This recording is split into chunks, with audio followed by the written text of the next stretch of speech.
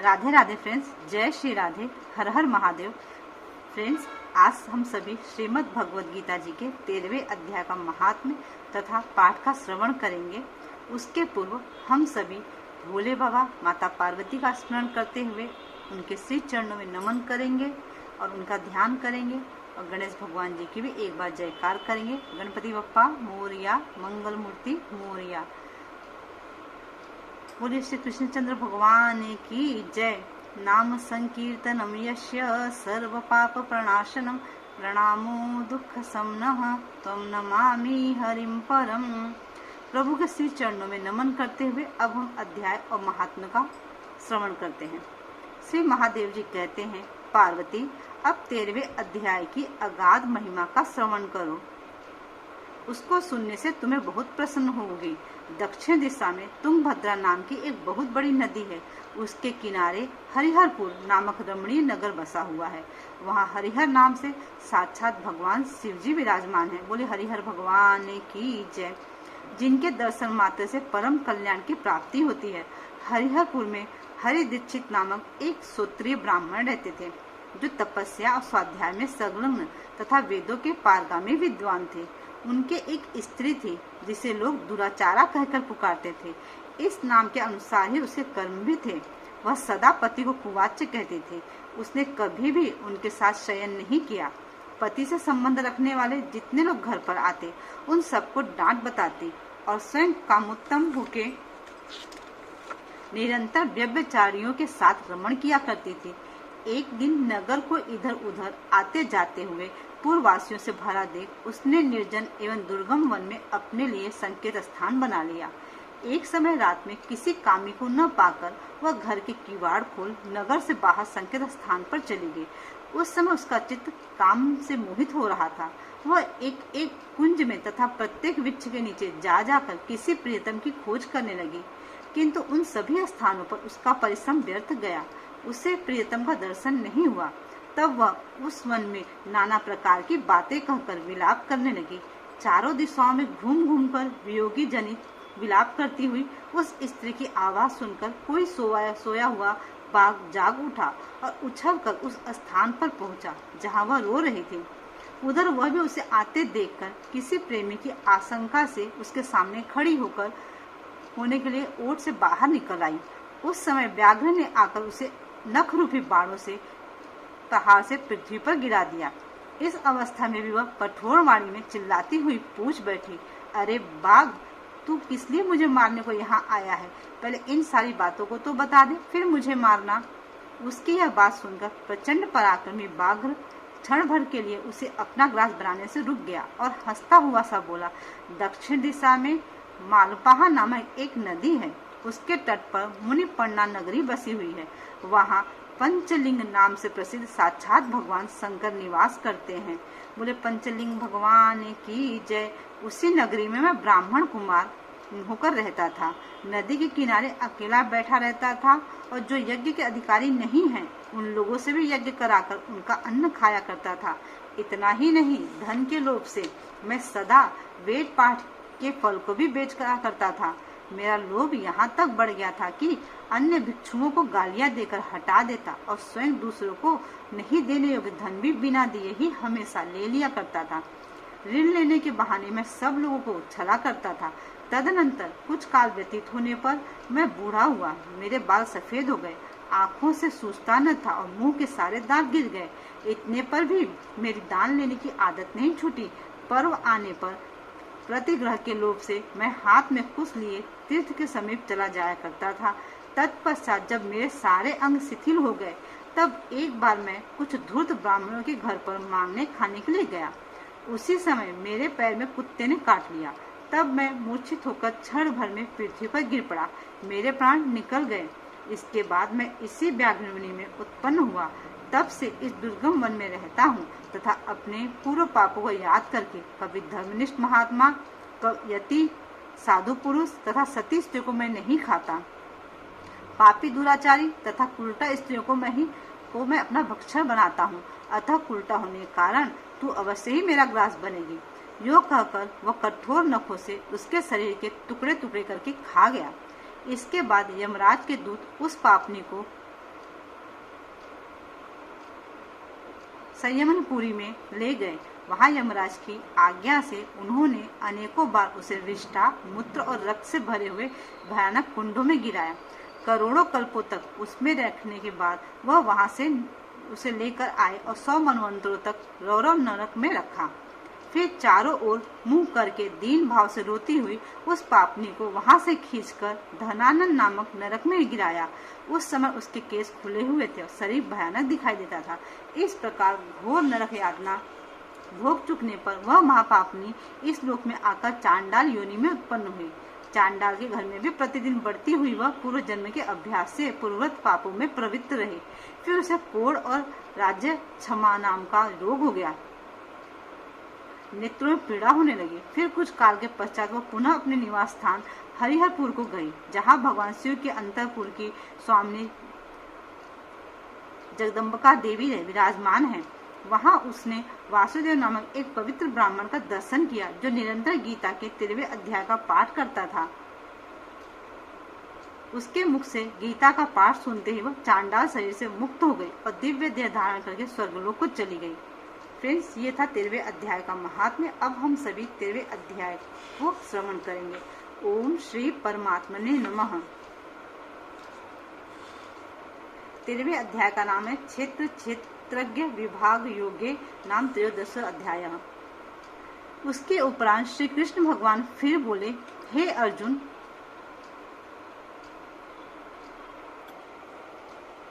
यह शरीर क्षेत्र है ऐसा कहा जाता है, और इसको जो जानता है उसको क्षेत्रज्ञ ऐसा उनके तत्व को जानने वाले ज्ञानीजन कहते हैं।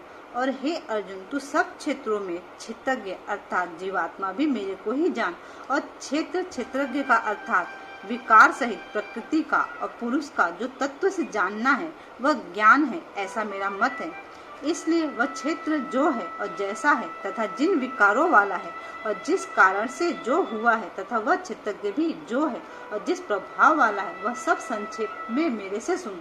यह क्षेत्र और क्षेत्रज्ञ का तत्व ऋषियों द्वारा बहुत प्रकार से कहा गया है, अर्थात समझाया गया है, और नाना प्रकार के वेद मंत्रों से विभाग पूर्वक कहा गया है तथा अच्छे प्रकार निश्चय किए हुए युक्ति युक्त ब्राह्मण सूत्र से पदों द्वारा भी वैसे ही कहा गया है। हे अर्जुन, वही मैं तेरे लिए कहता हूँ कि 5 महाभूत अर्थात आकाश, वायु, अग्नि, जल और पृथ्वी का सूक्ष्म भाव, अहंकार, बुद्धि और मूल प्रकृति अर्थात त्रिगुणमय माया भी, तथा 10 इंद्रिया अर्थात श्रोत्र, त्वचा, नेत्र, रसना और घ्राण एवं वाक, हस्त, पाद, उपस्थ और गुदा, एक मन और 5 इंद्रियों के विषय अर्थात शब्द, स्पर्श, रूप, रस और गंध, तथा इच्छा, द्वेष, सुख, दुख और स्थूल देह का पिंड एवं चेतना और धृति। इस प्रकार यह क्षेत्र विकारों के सहित संक्षेप से कहा गया है।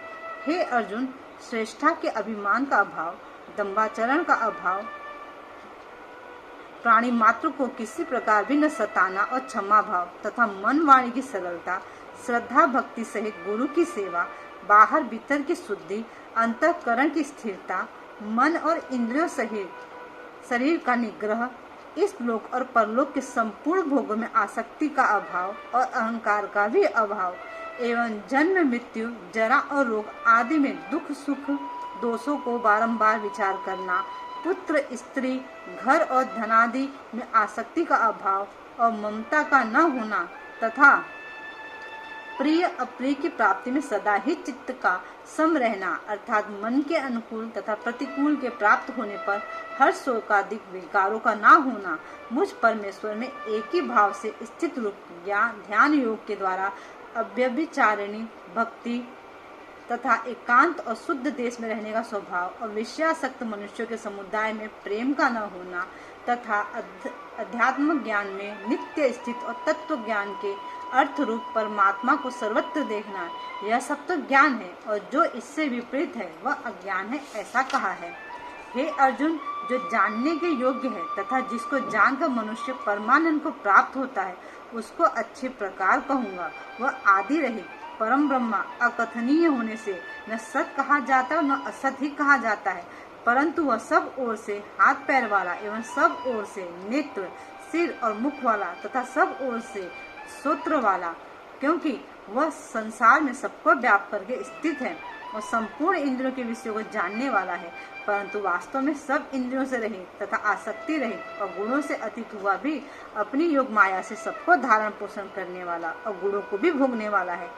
तथा वह परमात्मा चराचर सब भूतों के बाहर भीतर परिपूर्ण है और चर अचर रूप भी वही है, और वह सूक्ष्म होने से ही अविज्ञेय है तथा अति समीप है और दूर में भी स्थित वही है, और वह विभाग रहित एक रूप से आकाश के सदृश से परिपूर्ण हुआ भी चराचर संपूर्ण भूतों में पृथक पृथक के सदृश स्थित प्रतीत होता है। तथा वह जानने योग्य परमात्मा विष्णु रूप से भूतों को धारण पोषण करने वाला और रुद्र रूप से संहार करने वाला था, तथा ब्रह्मा रूप से सबका उत्पन्न करने वाले हैं। वह ब्रह्म ज्योति का भी ज्योति एवं माया से अति परे कहे जाते हैं।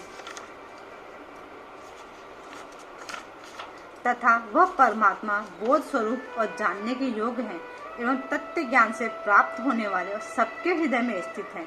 हे अर्जुन, इस प्रकार क्षेत्र तथा ज्ञान और जानने योग्य परमात्मा का स्वरूप संक्षेप से कहा गया है। इसको तत्व से जानकर मेरा भक्त मेरे स्वरूप को प्राप्त होता है।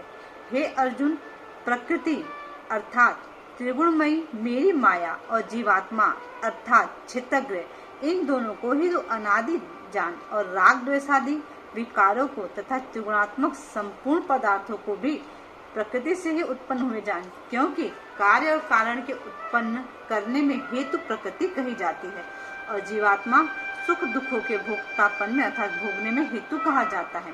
परंतु प्रकृति में स्थित हुआ ही पुरुष प्रकृति से उत्पन्न हुए त्रिगुणात्मक सब पदार्थों को भोगता है और इन गुणों का संग ही इस जीवात्मा के अच्छी बुरी योनियों में जन्म लेने में कारण होता है। वास्तव में तो यह पुरुष इस देह में स्थित हुआ भी पर अर्थात त्रिगुणमय माया से सर्वथा अतीत ही है। केवल साक्षी होने से उपद्रष्टा और यथार्थ सम्मति देने वाला होने से अनुमत्ता एवं सबको धारण करने वाला होने से भर्ता, जीव रूप से भोक्ता और तथा ब्रह्मादिकों का भी स्वामी होने से महेश्वर और शुद्ध सच्चिदानंद घन होने से परमात्मा, ऐसा कहा गया है।